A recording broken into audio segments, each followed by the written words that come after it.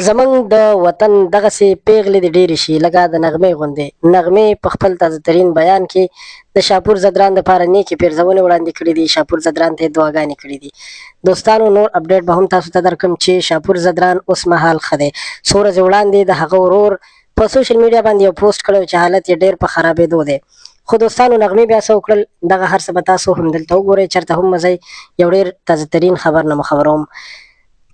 غمي زدران چې کله په سوشل میډیا باندې یو پوسټ وکړو چې شاپور جان ډېر سخت بیمار دی او هر څوک چې نږدې وي نو هغه دپاره وینې ته ځان راورسوئ چې هغه ته وینه ورکړئ. دې سره ډېر هغه افغانان چې هلته نږدې وو ځانونه یې ورورسول، وینې ورکړلې.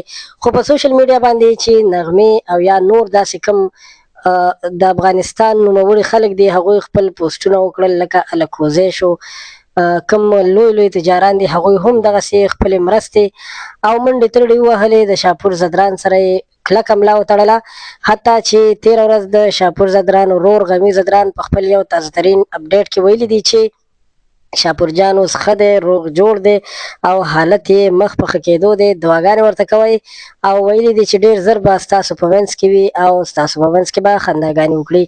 نو دوستانو یقینا چې د دې خبر په اورېدو باندې موږ ډېر زیات خوشحاله شو، ځکه چې زما یو نږدې ملګری دی کوم چې ما ته ویل چې شاپور زدران فیملي ډېر ښه خلک دي او شاپور زدران په خپله یو ډېر عجز انسان دی، یو ډېر ښه انسان دی.